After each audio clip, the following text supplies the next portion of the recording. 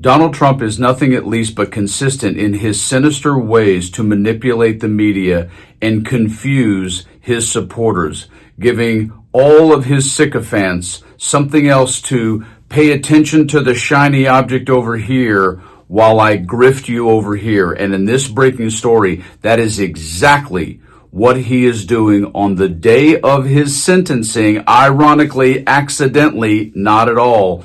In this breaking story I'm going to show you about in just a few seconds. But I just want you to understand how people are viewing the sinister second term because of what Trump has learned about being in the White House. Take a quick listen.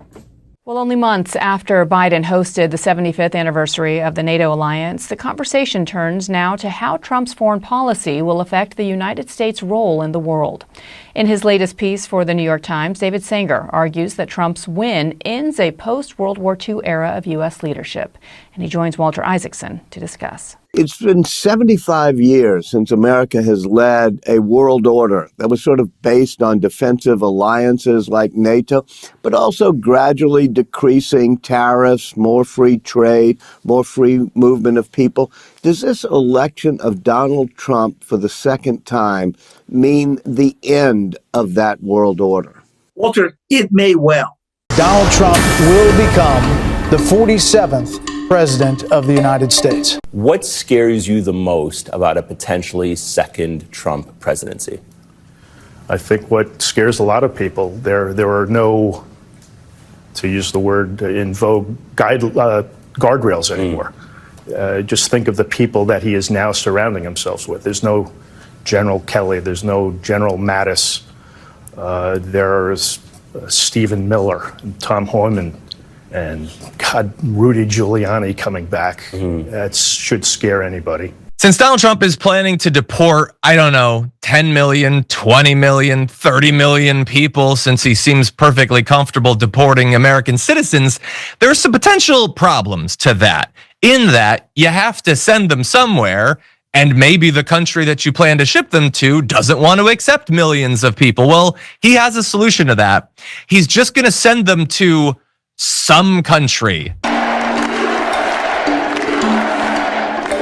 So I think we should start off by just saying what's happening, and then my big question is going to be, how should we be thinking about this? I'm Zach Beecham. I'm a senior correspondent at Vox. Zach writes about reactionary politics, the right wing, basically. And the thing that he really wanted me to understand is that even though the outcome of this election is the same as the 2016 election, the Trump who is about to become president is different. Donald Trump is much more organized.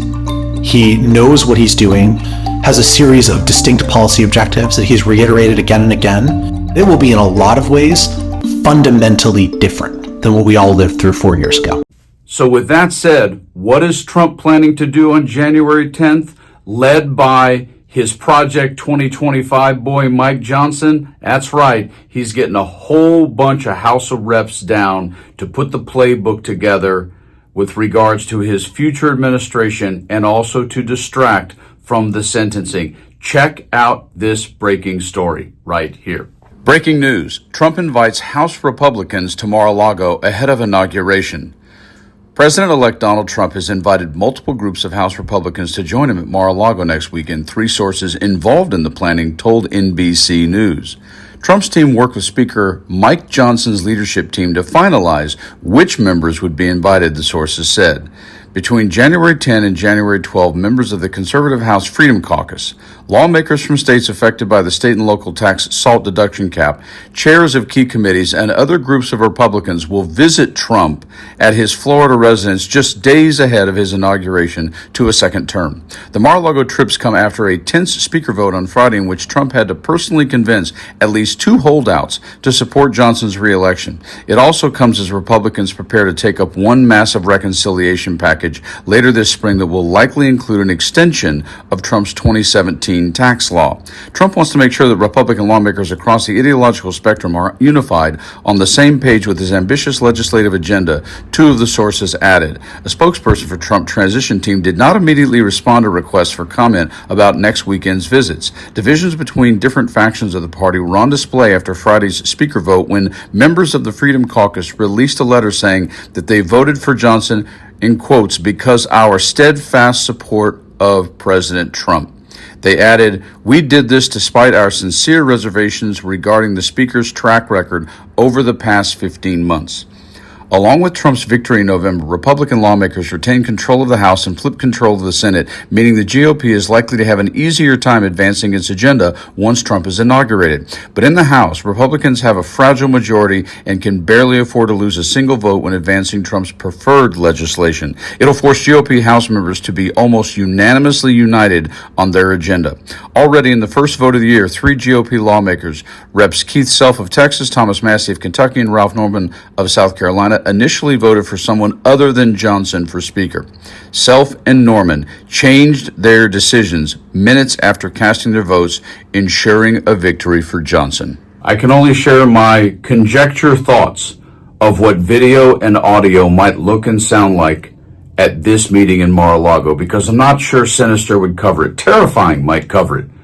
But he is putting his playbook together, and there's a specific reason why he is doing it with people from the House rather than the Senate, because they barely have a majority, where the Senate is a fairly comfortable location for Trump, along with all the courts and along with the Supreme Court. But the House could undermine some of his agenda, and so he is likely there pointing fingers and telling people, you lose your seat if you don't do what Daddy Don says. Folks, like I said, stay calm, keep talking, even talk to people you don't agree with for sure. But in this moment, whatever's going to come out of this meeting, stay frosty.